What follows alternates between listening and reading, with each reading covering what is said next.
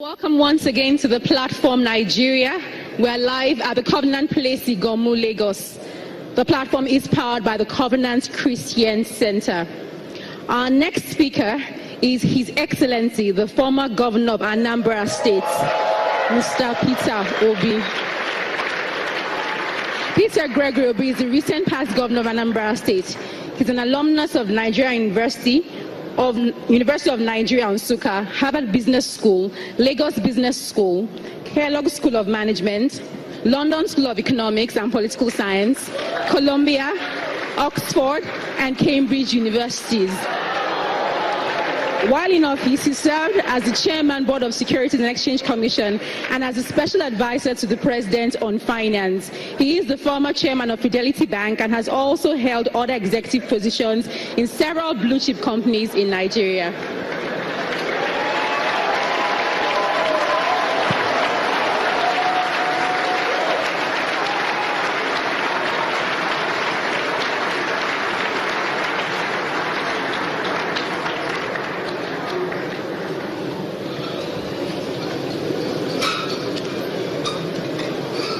Well, I will start by thanking Pastor and his team. But I'm sure if you're in my position, you'll be feeling so bad standing here that everything is being said about politicians, and I'm the only politician here. Well, let me thank the pastor. This is a wonderful, wonderful work. I came here and listened to all the speeches. The reason why I wanted to know what is all this all about. When I was invited, I've never seen this before. I've never watched it before. So when they invited me, they insist, I must. But they kept texting me, and they said, well, let me just come and see what these people are doing around this place. I didn't know it's a place where politicians run into trouble. We have a country.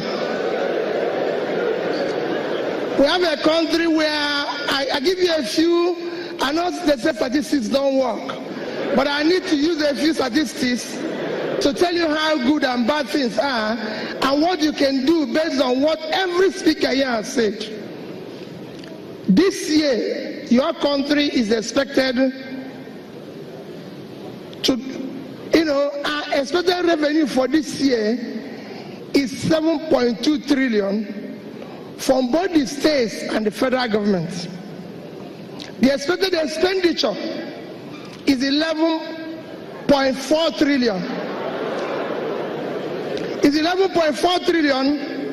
That's a deficit of about 4.2 trillion.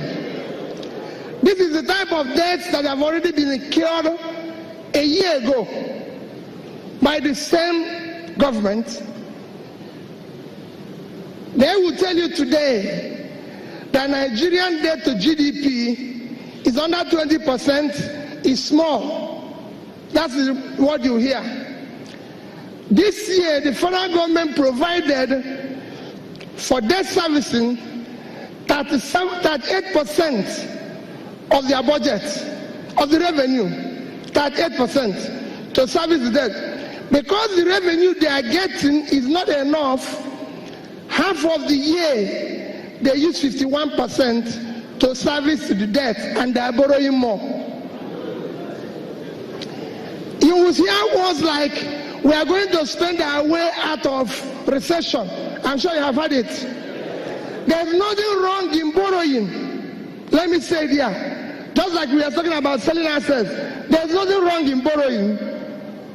But the question is, what are you borrowing for?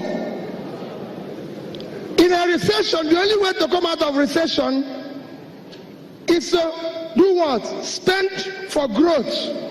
And you can only spend for growth either from savings or from borrowing. And since we don't have savings, you've heard it, how our savings were squandered, whether it's excess crude or anything, by the governors, everybody was right. The money is gone. But now, in order to spend, we need to borrow. And there's nothing wrong in borrowing, But the question is, what are you borrowing for? Are you borrowing for consumption? Or are you borrowing for production? The fear is that we are borrowing for consumption, because we can't see what we used the past borrowing or what we sold before for, and that is the crisis we face. And that is the critical thing everybody has to watch. When you borrow for consumption, when you have no savings, you're heading for a disaster. And I give you an example using two countries. When they talk about debt to GDP, the country with the highest debt to GDP is Japan. Japan debt to GDP is 246%. However, Japan have the highest net asset of any country in the world. They have 1.3 trillion in US bonds and dollar bonds and everything. So they have money, so they can afford to borrow. Greeks have 180%. Because they didn't have money, they collapsed. Because there was no savings. And that is the crisis. So when you see people like me say when they wanted to give money to governors and say bailout, I was a governor, I should be supporting it. But I disagreed. I said no, before we give them the money, let them tell us what they are doing, because it is wrong for us to pay a bill of a drunk while he's still in the bar. He has to come out of the bar first, and he will settle what he has drunk before.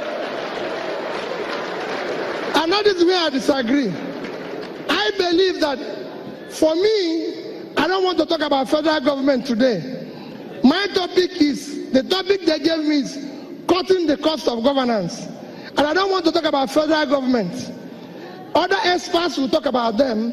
But let me talk about where I serve, the subnational government. Out of this 11.4 trillion expenditure expected this year, the states are 5.4. And I believe that this 5.4, we can save at least 1 trillion. At least they won't borrow it because it's going to be borrowed.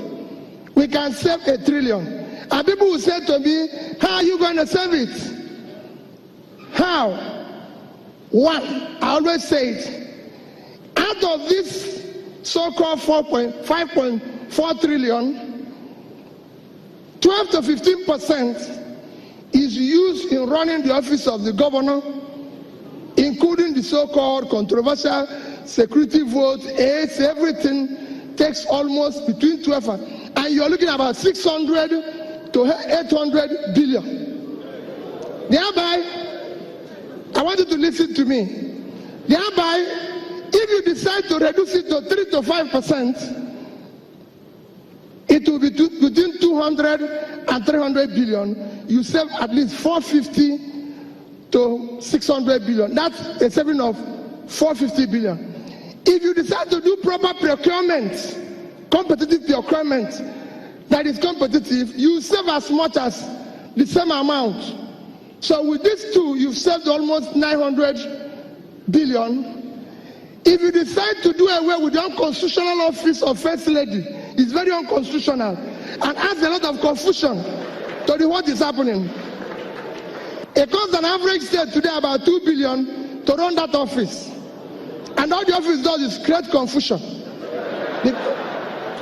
So if you do away with it, as 2 billion average in a state, you have saved additional to 2 billion, which is 72 billion naira. Add it to our 900, we have 970. If you decide today, the average, most states have about an average of 6 bulletproof vehicles. Today is about 100 million naira for one. And if you times it, 100 million today, times 6, then times 36, it comes to about 21.6 billion. But if you reduce it to 2, it will be about 7.2 billion, and you save about 14 point something billion. If you decide, the average government house have about 25 jeeps. Today's price is about 35 to 40 million. So you're looking at an average of if you use 35, it's 875 million naira each, multiplied by 36. Again, if you reduce it from 25 to 8, you save about 15 billion.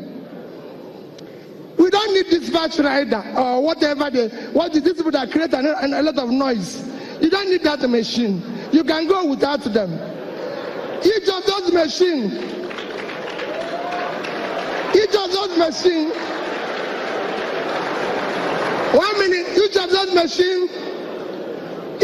machines costs about 12 to 15 million naira.